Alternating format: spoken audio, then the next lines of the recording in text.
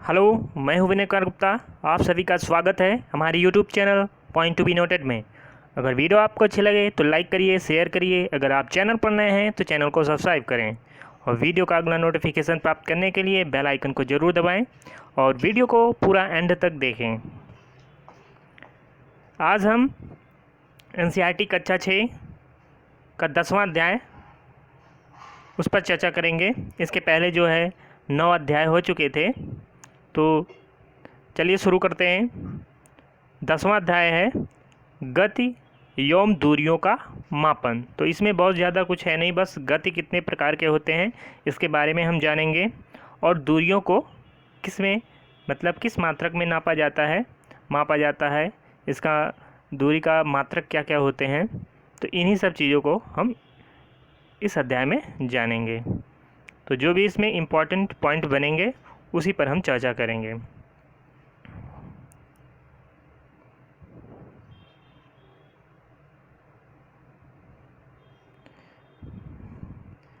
पहले की बात करें तो पहले लोग यातायात के लिए क्या उपयोग करते थे।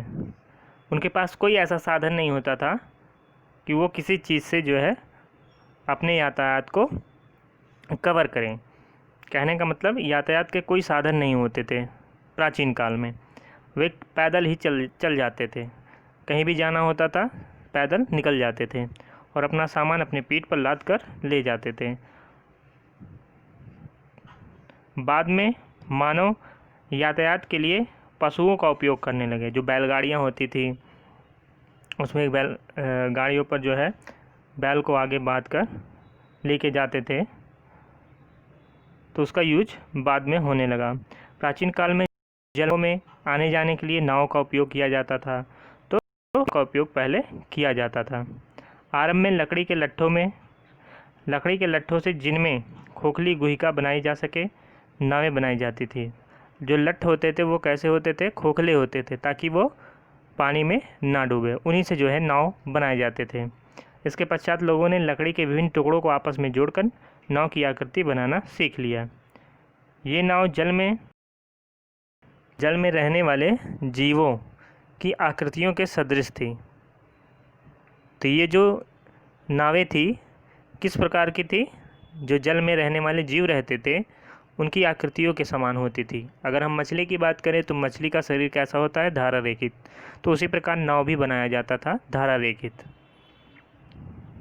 यहाँ पर लिखा है मछलियों की धारा रेखित आकृति से संबंधित चर्चा हमने अध्याय 8 और 9 में किया था। उसके बाद क्या हुआ, पहिए के आविष्कार से यातायात की प्रणाली में अत्यंत महत्वपूर्ण परिवर्तन आए। तो ये सब गति किस प्रकार होता था इसी के बारे में यहाँ पर चर्चा हो रही है कि प्राचीन काल में जो गति होती थी, आदमी तो दूसरे जगह जाने के लिए पैदल ही चल जाता था। फिर धीरे धीरे जो है बैलगाड़ी आई, बैलगाड़ी के बाद फिर नाव से जाते थे जल मार्ग के द्वारा। फिर पहिए का आविष्कार हुआ, तो उसके द्वारा जो है अपने यातायात को कवर करते थे। पिछले हजारों वर्षों में पहिए के डिज़ाइन में सुधार किए गए। पहियों पर चलने वाली गाड़ियों को खींचने के लिए पशुओं का उपयोग किया जाता था। तो ये सब प्राचीन काल में होते थे। अब आते हैं 19वीं शताब्दी के प्रारंभ तक।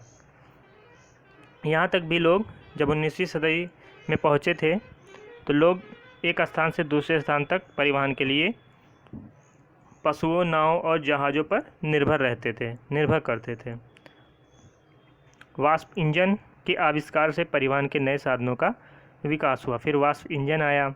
वाष्प इंजन से चालित सवारी गाड़ियों और मालगाड़ियों के डिब्बे के लिए रेल पटरियों का निर्माण किया गया। इसके पश्चात मोटर कार, ट्रक, धीरे धीरे इन सब चीज़ों का विकास हुआ। जल पर परिवहन के साधन के रूप में मोटर से चलने वाली नाव और जहाज़ों का उपयोग होने लगा। फिर किस प्रकार के नाव चलने लगे, मोटर से चलने वाली नाव और जहाज़ों का उपयोग होने लगा जल मार्ग में।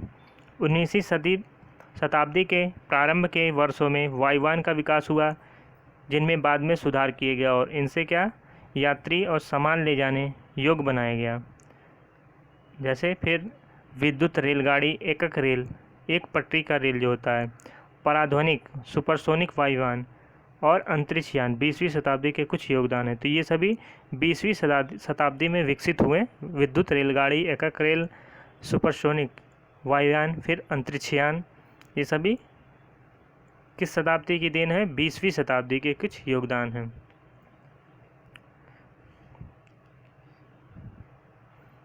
अब हम मेन पॉइंट पर आते हैं कि इसमें हमें पढ़ना क्या है।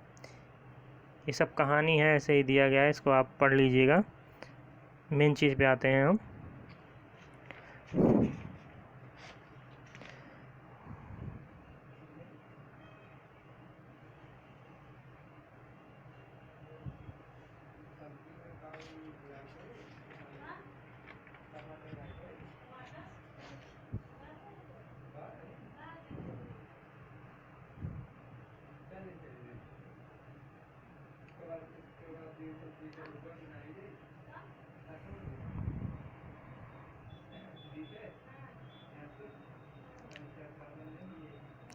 जैसे पहले यहाँ पर दिया है कि मापन का अर्थ क्या होता है? किसी अज्ञात राशि की उसी प्रकार की कुछ ज्ञात राशि से तुलना करना। तो मापन का अर्थ क्या होता है? किसी अज्ञात राशि की उसी प्रकार की कुछ ज्ञात राशि से तुलना करना है। इस ज्ञात निश्चित राशि को क्या कहते हैं? मात्रक कहते हैं। क्या कहते हैं? इस ज्ञात निश्चित राशि को मात्रक कहते हैं। जैसे पहले क्या होता था, लंबाई नापने के लिए कुछ लोग हाथ का उपयोग करते थे, कुछ लकड़ी के लट्ठों का उपयोग करते थे। तो हमें ये निश्चित ज्ञात राशि क्या है? जैसे हाथ, लकड़ी का लट्ठा, ये क्या है? मात्रक है। और जिस चीज़ को हम नापते थे, नापना मतलब मापना होता था, वो क्या है? अज्ञात राशि है। और जो हमें पता होता था कि इतने लट्ठ होंगे या इतने हाथ के बराबर इसकी दूरी होगी, तो वही जो हमें ज्ञात राशि होती थी उसी को क्या कहते हैं? मात्रक।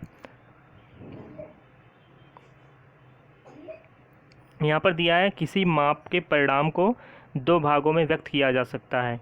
एक भाग संख्या है, दूसरा भाग ली गई माप का मात्रक है। जैसे हमें किसी चीज़ की लंबाई ज्ञात करनी है, अगर हम उसका माप लेते हैं ये, तो लिखेंगे कैसे? दो हाथ, दो हाथ। तो यहाँ पर दो क्या है? क्या दिखा रहा है? एक संख्या है, और हाथ क्या है? एक मात्रक है। तो पहला जो है वो संख्या को दर्शाएगा और दूसरा जो होता है वो मात्रक को दर्शाएगा। दूसरे भाग ली गई माप का मात्रक होता है। दूसरा भाग क्या होता है? ली गई माप का मात्रक होता है। या दो लट्ठ, अगर उसका कोई माप है लट्ठ का, तो लट्ठ से अगर नापेंगे, अगर 2 बार आया तो 2 लट्ठ। तो ये 2 जो हो गया क्या हुआ? संख्या को दर्शा रहा है, और लट्ठ क्या है? एक मात्रक है। तो इसी प्रकार जब हम आगे बढ़ते गए तो दूरियों को किस में नापा जाने लगा? Centimetre, metre, kilometre. तो अगर 100 मीटर है तो लिखते थे 100 मीटर। तो 100 मीटर में ये जो 100 है वो क्या है? संख्या है, और ये मीटर जो है वो क्या है? मात्रक है। तो यही समझना था। तो यहाँ पर एक आ गया है कि किसी अज्ञात राशि की उसी प्रकार की कुछ ज्ञात राशि से तुलना करना। तो ज्ञात निश्चित राशि को क्या कहते हैं? मात्रक। जैसे मीटर, सेंटीमीटर, ये सब क्या है? मात्रक हैं। कितने सेंटीमीटर, ये उसी से पता चलेगा। उस मीटर की जो राशि है उससे ज्ञात करेंगे, तब हमें पता चलेगा ये कितना मीटर है। तो वही अज्ञात जो राशि हमें पता चल जाएगी। अगर 100 मीटर है तो 100 मीटर, 200 मीटर है तो 200 मीटर।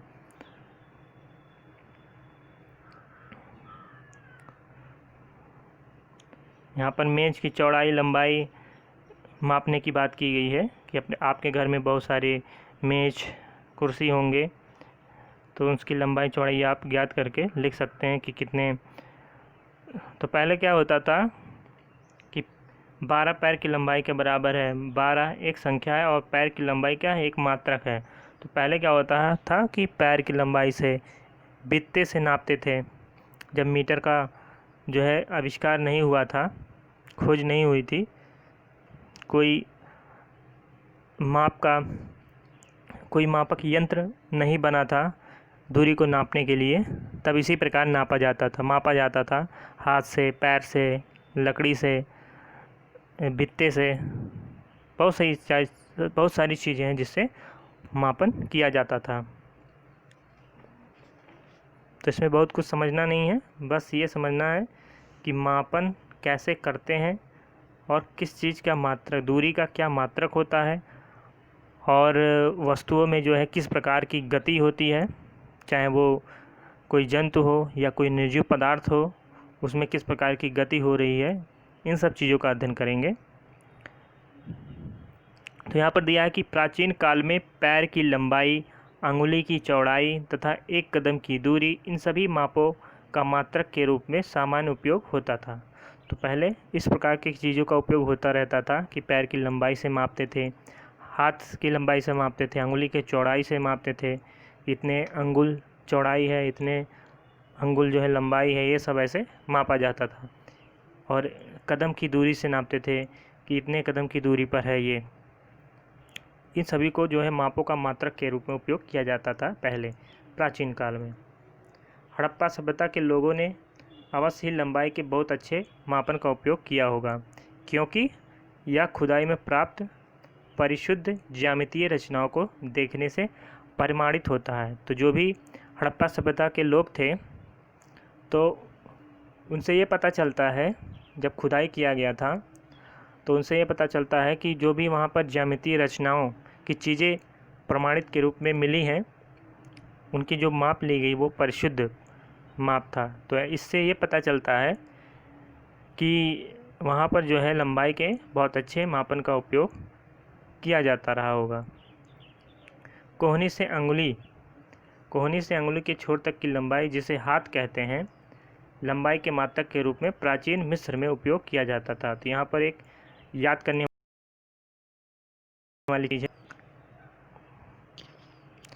क्या याद करने वाली चीज़ है कि प्राचीन मिस्र में कोहनी से अंगुली के छोर तक की लंबाई, जिसे क्या कहते थे, हाथ कहते हैं, हाथ इसको लंबाई के मात्रक के रूप में प्राचीन मिस्र में उपयोग किया जाता था, जिसे संसार के अन्य भागों में भी मान्यता प्राप्त थी। तो ये आपको याद कर रखना है कि कोहनी से अंगुली के छोर तक की लंबाई, इसे लंबाई के मात्रक के रूप में कहाँ उपयोग किया जाता था, मिस्र में, प्राचीन मिस्र में।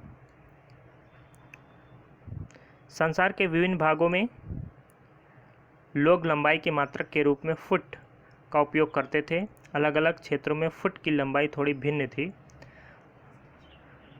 तो फुट का उपयोग भी विभिन्न भागों में किया जाता था लंबाई के मात्रक के रूप में। और अलग अलग जगह की बात करें तो इसकी लंबाई, फुट की जो लंबाई होती थी, अलग अलग जगहों पर थोड़ी थोड़ी भिन्नता होती थी उनमें। लोग 1 गज कपड़ा फैली बाँह के सिरे से अपने ठोड़ी तक मापते थे। रोमवासी अपने पग अथवा कदमों से लंबाई मापते थे। तो रोमवासी कैसे मापते थे अपने पग अथवा कदमों की लंबाई से मापते थे दूरी को। प्राचीन भारत में छोटी लंबाइयों को मापने के लिए अंगुल या मुट्ठी का उपयोग किया जाता था। तो अगर छोटी लंबाइयों को मापा जाता था तो किसका उपयोग किया जाता? प्राचीन भारत में अंगुल अथवा मुट्ठी का उपयोग किया जाता था। आज भी भारत के कई शहरों में हम पुष्प विक्रेताओं को पुष्पहारों को बेचते समय अपनी भुजाओं का उपयोग लंबाई के रूप में करते हुए देख सकते हैं। तो अभी भी बहुत लोग अपनी भुजाओं का उपयोग कर लंबाई का मापन करते हैं, जिसके बाद लंबाई मापने के लिए कोई यंत्र नहीं है, तो इसी प्रकार वो मापते हैं। सुविधानुसार शरीर के ऐसे बहुत से भागों का मात्रकों के रूप में उपयोग होता रहा है। तो बहुत से भागों का उपयोग हम लंबाई मापने के लिए अपने शरीर के अंगों का उपयोग करते रहे हैं। तथापि प्रत्येक व्यक्ति के शरीर के मापों में थोड़ी भिन्नता हो सकती है, क्योंकि किसी का शरीर लंबा चौड़ा हो सकता है, तो अगर वो अपने शरीर से मापेंगे तो कुछ न कुछ भिन्नता तो हो ही सकता है। शायद इसी कारण भी मापन में उलझने आई होंगी। इसके बाद ये इम्पोर्टेंट पॉइंट है, 1790 में फ्रांसीसियों ने मापन की एक मानक प्रणाली की रचना की, जिसे मीटरी पद्धति कहते हैं। तो यहाँ पर नोट करने वाली चीज़ है, जो मीटरी पद्धति थी वो कहाँ से शुरुआत हुई वर्ष 1790 में फ्रांसीसियों ने, फ्रांस में विकास हुआ एक मानक प्रणाली, कौन सी? मीटरी पद्धति का विकास हुआ फ्रांस में 1790 ईस्वी में। तो ये आपको याद रखना है, इसका स्क्रीनशॉट आप ले सकते हैं या नोट कर सकते हैं, इम्पॉर्टेंट पॉइंट है। तो मीटरी पद्धति कहाँ शुरू हुआ? फ्रांस में 1790 ईस्वी में। एक समानता के लिए समस्त संसार के वैज्ञानिकों ने मापन के मानक मात्रों को एक सेट को स्वीकार कर लिया। आजकल जिस मात्रक प्रणाली का उपयोग हो रहा है उसे क्या कहते हैं? अंतर्राष्ट्रीय मात्रक प्रणाली, SI, इंटरनेशनल स्टैंडर्ड मात्रक बोलते हैं इसको। अंतर्राष्ट्रीय मात्रक प्रणाली का उपयोग आजकल हम कर रहे हैं। लंबाई का SI मात्रक क्या होता है? मीटर। लंबाई का क्या होता है? मीटर। समय का सेकंड। और द्रव्यमान का क्या होता है? द्रव्यमान का होता है किलोग्राम। SI मात्रक। लंबाई का मीटर होता है।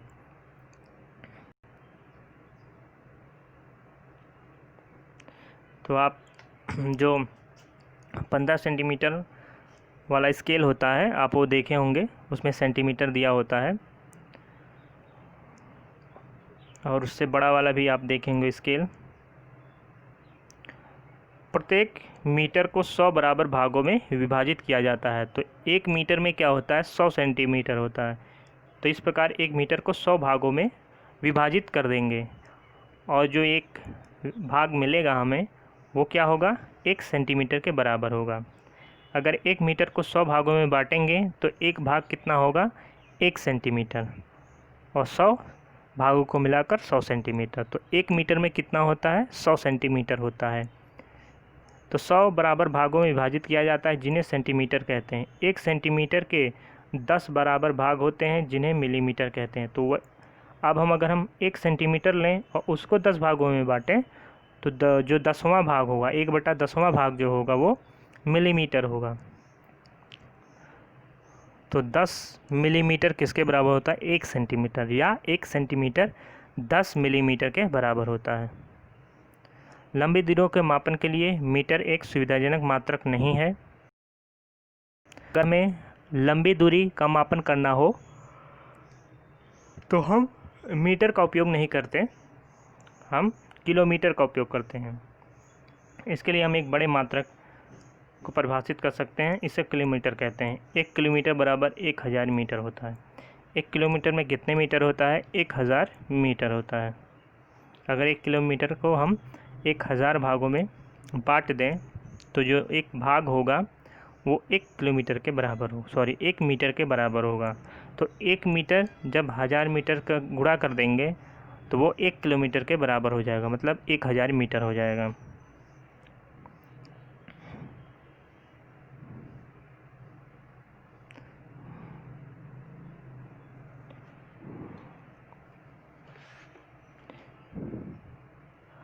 अब लंबाई मापने के लिए हम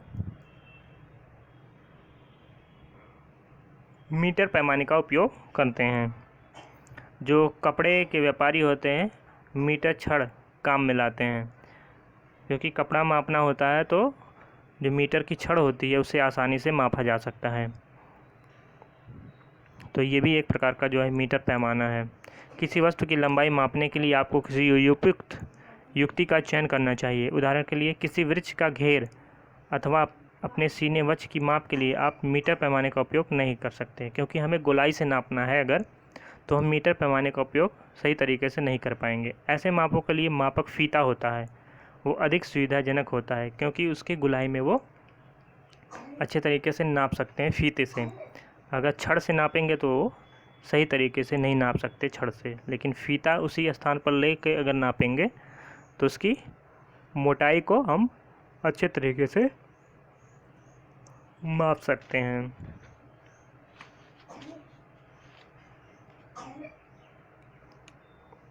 तो ये आप देख रहे हैं, ये मीटर एक बड़ा वाला स्केल है, ये बड़ा वाला है, ये छोटा वाला स्केल जिसका उपयोग हम अक्सर किया करते थे, और बड़े सेंटीमीटर पैमाने का भी उपयोग हम स्केल का कर चुके हैं। जो 30 सेंटीमीटर का होता था। तो यहाँ पर बताया गया है कि किस प्रकार हम जो है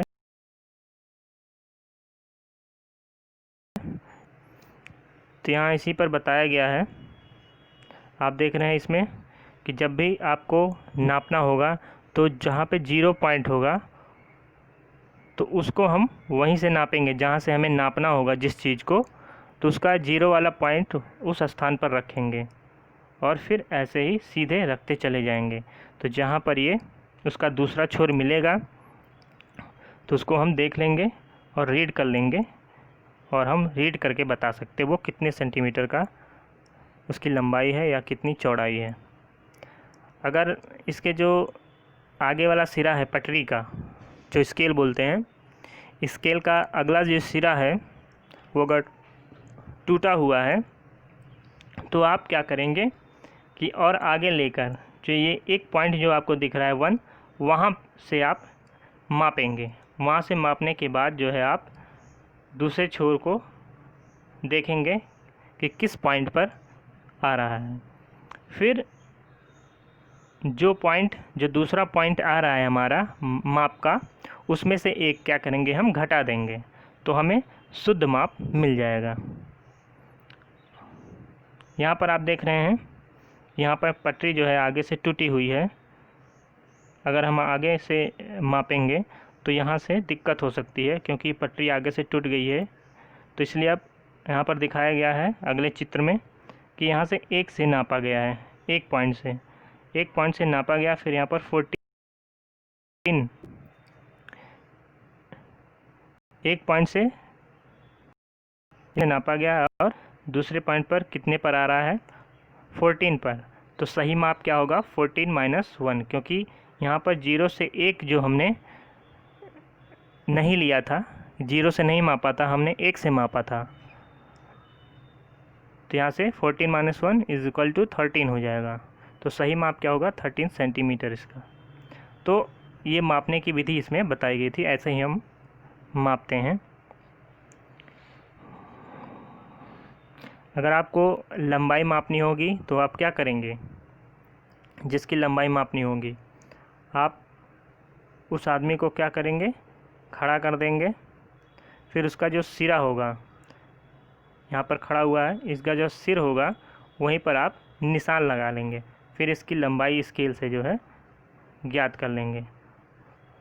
फिर आपकी लंबाई पता चल जाएगी कि आपकी कितनी लंबाई है। तो इस प्रकार जो है हम अपनी लंबाई को ज्ञात कर सकते हैं। मतलब हमारी जो ऊंचाई है उसको इसी प्रकार हम माप सकते हैं।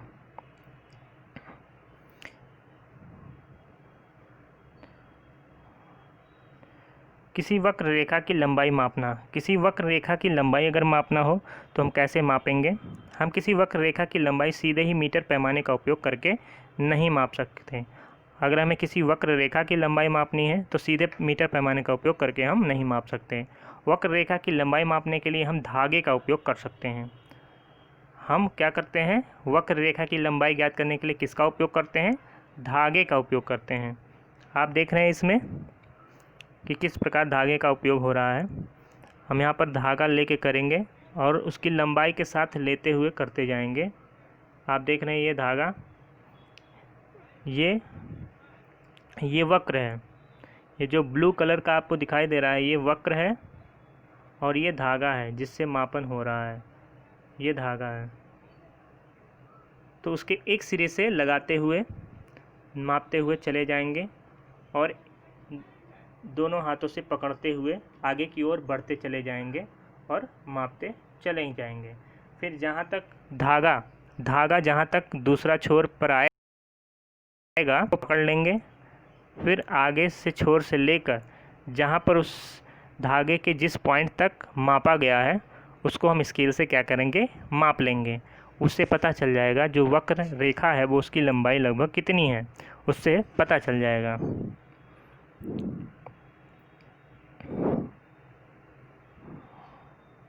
तो इस प्रकार जो है वक्र रेखा की लंबाई हम धागे से मापकर, पहले धागे से मापेंगे, मापने के बाद फिर धागे को जो है मीटर स्केल से माप लेंगे कि उस धागे की लंबाई कितनी है। धागे से ये पता करेंगे कि जो वक्र रेखा है वो धागे पर कहाँ पर आ रहा है, किस पॉइंट तक आ रहा है। पहले छोर से लेकर दूसरा छोर जो है, वक्र रेखा का दूसरा छोर धागे के जिस पॉइंट तक आ रहा है वहाँ पर आप निशान बना लेंगे और पहले छोर से लेकर उस निशान के बीच की दूरी आप ज्ञात कर लेंगे, तो उससे पता चल जाएगा कि वक्र रेखा की लंबाई कितनी है। हमारे चारों ओर गतिशील वस्तुएं, अब हमारे चारों ओर बहुत सारी वस्तुएं हैं जो गतिशील हैं।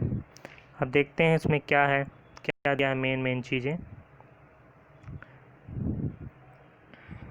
अब एक यहाँ पर दिया एक चिड़िया, एक उड़ती चिड़िया, तो ये क्या है, गतिशील है, गति की अवस्था में है। घड़ी में सेकंड की सुई वो भी गतिशील होती है, चलती रहती है, रुकती नहीं है। आपने देखा होगा कि चिड़िया कुछ समय पश्चात पहले वाले स्थान पर दिखाई नहीं देती है, जबकि मेज उसी स्थान पर है। तो मेज क्या है, विरामावस्था में है, एक ही जगह पर पड़ा हुआ है। इस आधार पर आपने यह भी सुनिश्चित किया होगा कि कोई वस्तु गति में है अथवा विराम में है। तो देख के हम किसी वस्तु को पता लगा सकते हैं कि वो गति की अवस्था में है या विराम की अवस्था में है। तो इसमें बस यही समझना था और कुछ बहुत ज़्यादा इसमें कुछ है नहीं। अब हम देखते हैं गति के प्रकार, गति के कितने प्रकार होते हैं। आपने सीधी सड़क पर किसी वाहन की गति, किसी परेड में सिपाहियों की मार्च पास्ट की गति अथवा किसी गिरते पत्थर की गति का प्रेक्षण आपने किया होगा। तो ये किस प्रकार की गति है, ये एक प्रकार की जो है सरल रेखीय गति है, क्योंकि एक सरल रेखा में चलती हैं। तो ये क्या है, ये जो मोटर गाड़ी सड़कों पर चलती हैं वो एक सीधी रेखा में चलती हैं, सरल रेखीय गति करती हैं, सरल रेखा में गति करती हैं। और जो सिपाही मार्च पास्ट करते हैं वो भी एक रेखा में चलते हुए मार्च पास्ट करते हैं। तो एक प्रकार का क्या है, सरल रेखीय गति है। और अगर हम किसी पत्थर को ऊपर की ओर फेंकते हैं तो वो भी एक रेखा में, रेखा के तहत, एक रेखा के माध्यम से होकर जाती हैं, मतलब एक रेखा के अनुदिश गति करती हैं। तो पत्थर की गति भी क्या है, सरल रेखीय गति है। 100 मीटर की दौड़ प्रतियोगिता में धावक भी सरल रेखा के अनुदिश दौड़ता है। तो अगर हम 100 मीटर, जो धावक होते हैं दौड़ने वाले, वो भी जब दौड़ प्रतियोगिता में भाग लेते हैं तो किस रेखा के अनुदिश गति करते हैं, एक सरल रेखा के अनुदिश। तो वो किस प्रकार की गति है, सरल रेखीय गति है। कि सिपाही जो है मार्च पास्ट कर रहे हैं तो सभी एक सीधे में, एक सीधाई में मार्च पास्ट करते हुए आगे बढ़ते रहते हैं। तो ये इनकी गति क्या है, सरल रेखीय गति है।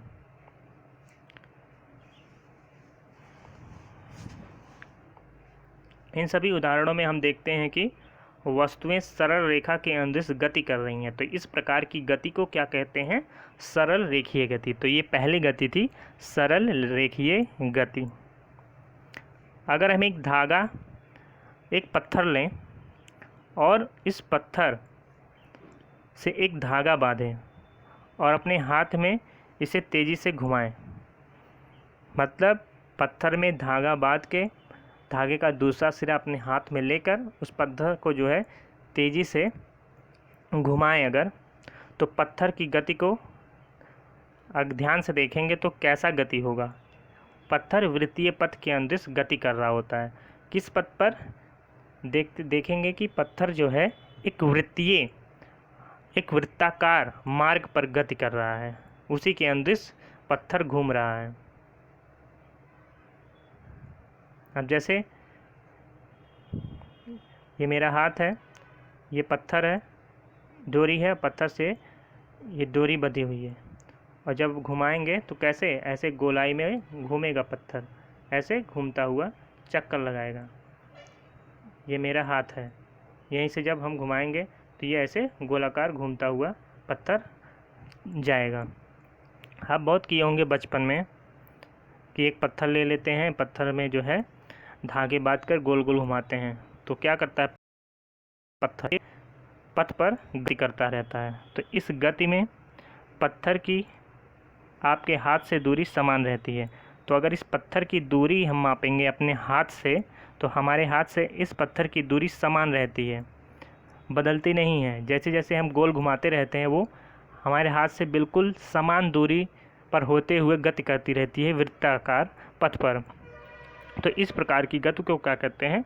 वर्तुल गति। ये दूसरा गति है क्या? वर्तुल गति। सरल लिखिए, अभी हम देखे थे सरल रेखीय गति और ये है वर्तुल गति।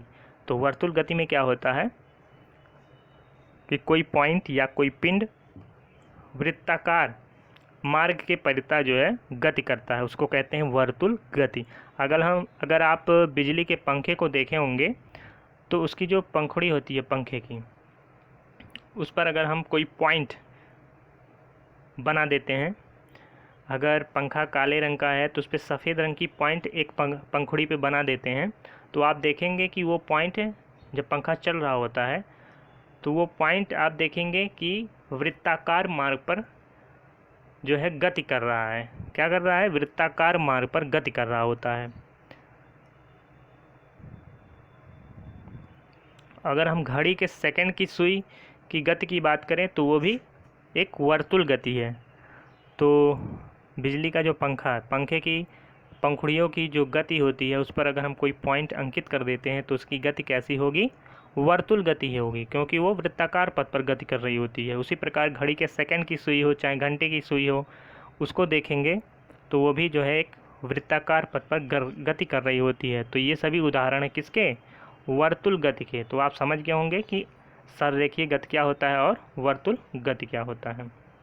बिजली का पंखा अथवा घड़ी स्वयं एक स्थान से दूसरे स्थान तक गति नहीं करते, लेकिन ये भी बात है कि जो बिजली का पंखा होता है या घड़ी होता है वो स्वयं गति नहीं करते हैं। गति करने के लिए उसमें क्या होता है? बिजली के सेल के द्वारा।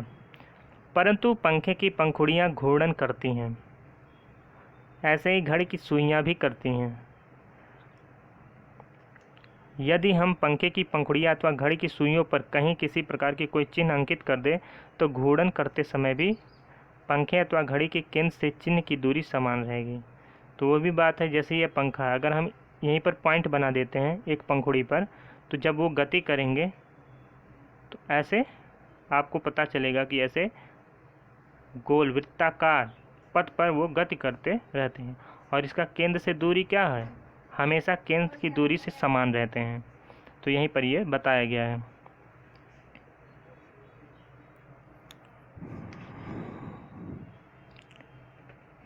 कुछ प्रकरणों में कोई वस्तु एक निश्चित समय अंतराल के बाद अपनी गति को दोहराती हैं।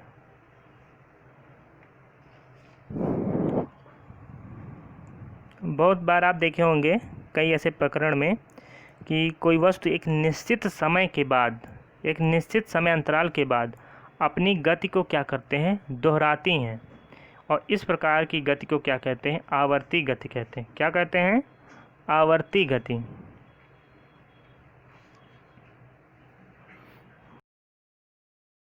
बदा हुआ वही पत्थर लीजिए जिसे क्रियाकलाप 7 में उपयोग किया था।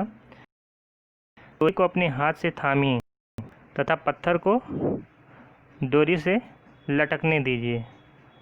मतलब ये डोरी है, डोरी के एक सिरे से पत्थर बंधा हुआ है, यहाँ से आप हाथ से थामे रहिए, अपने हाथ से थामे रहिए। तो इसके बाद इसमें जो है गति कराइए। तो आप क्या देखेंगे कि ये धीरे धीरे यहाँ पहुँच जाता है, यहाँ से गति करते हुए यहाँ जाता है, फिर वापस आता है यहाँ पर, फिर यहाँ से यहाँ जाता है, फिर यहाँ से लौट के फिर यहाँ। तो आप क्या देख रहे हैं कि जो घड़ी का पेंडुलम होता है, या जो हमने ये बताया कि ये जो पत्थर है जो डोरे के एक सिरे से बंधा हुआ है, उसकी गति किस प्रकार की है? वो गति करके अपने जो गति का जो मार्ग है, पथ है, उसको क्या कर रहा है? दोहरा रहा है। यहाँ से गया, फिर वापस आया, फिर गया, फिर वापस आया, फिर यहाँ पर गया, फिर वापस आया, फिर आगे गया, फिर वापस आया, फिर आगे गया, फिर वापस आया। तो ये क्या कर रहा है? अपने वृत्तीय गति जो है इसकी, उसको रिपीट कर रहा है, दोहरा रहा है। तो इस गति को क्या करते हैं? कहते हैं आवर्ती गति। यहाँ पर लिखा है कि कुछ वस्तुएं क्या होती हैं? कुछ अंतराल के बाद अपनी गति को दोहराती हैं। इस प्रकार की गति को क्या कहते हैं? आवर्ती गति। तो आप तीसरी गति पढ़ रहे हैं आवर्ती गति। पहला क्या था? सरल रेखीय गति।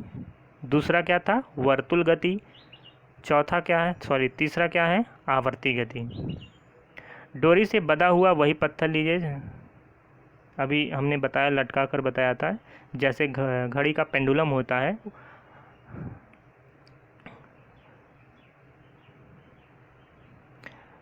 घड़ी का जो पेंडुलम होता है उसको लोलक बोलते हैं। लोलक की यह गति आवर्त गति का एक उदाहरण है। वृक्ष की शाखाओं का इधर उधर लहराना, झूला झूलते बच्चों की गति, जो बच्चे झूला झूलते हैं तो ऐसे जाता है फिर आता है, फिर ऐसे जाता है फिर आता है, तो ये क्या है?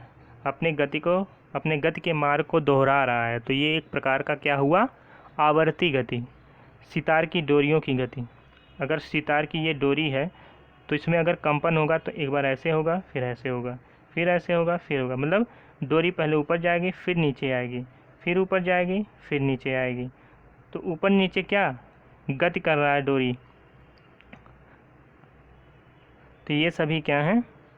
आवर्ती गति के उदाहरण हैं। बजते समय ढोलों की झिल्ली की गति, जब ढोल बज रहा होता है, अगर हम ये ढोल की बात करें, ये ढोल है, ढोल जब बजता है तो ये जो इसका जो झिल्ली है वो अंदर की ओर दबता है, फिर बाहर आता है, फिर अंदर दबता है, फिर जब इस पर आप जो है टच करेंगे, मतलब इस पर बीट करेंगे, मारेंगे इसकी झिल्ली पर, तो अंदर की तरफ थोड़ा सा जाएगा, फिर बाहर की तरफ आएगा, मतलब कंपन होगा आगे पीछे।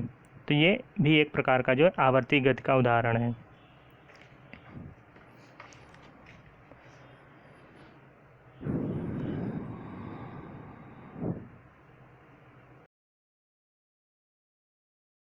सिलाई मशीन की बात की गई है।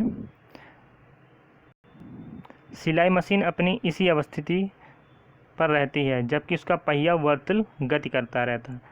अब सिलाई मशीन की बात करें, उसकी जो सुई होती है वो एक बार अंदर जाती है, फिर उसी स्थिति में वापस आ जाती है, फिर अंदर जाती है, फिर उसी स्थिति में वापस आ जाती है। सुई की मशीन की बात, मशीन की जो सुई होती है अगर उसकी बात करें तो वो आवर्ती गति करता है। लेकिन जो आप उसके पहिए को, इसमें जो हैंडल लगा होता है उसको आप घुमाते रहते हैं तो सुई जो है अंदर ऊपर बाहर आती रहती है।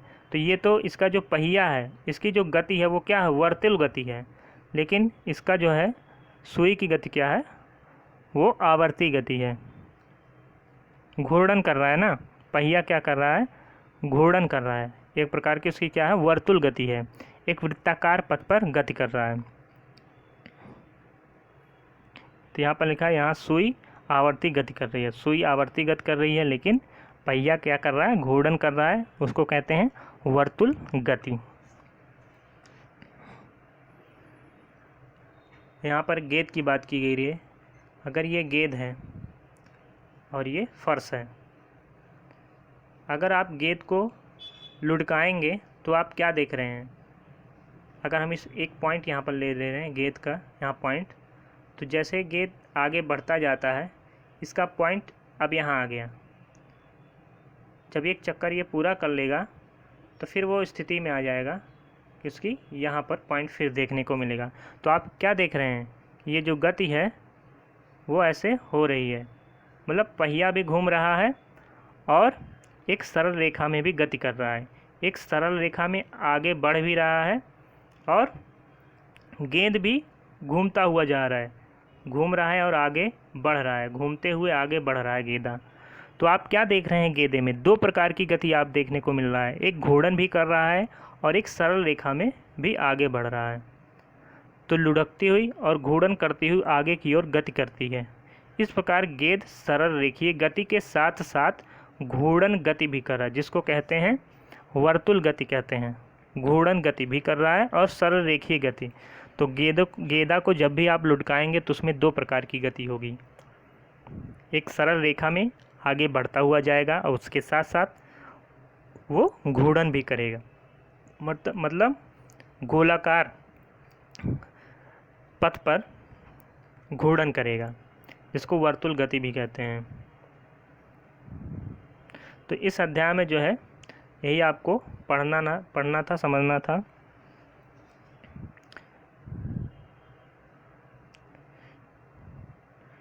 इससे हमें यह जानकारी मिलती है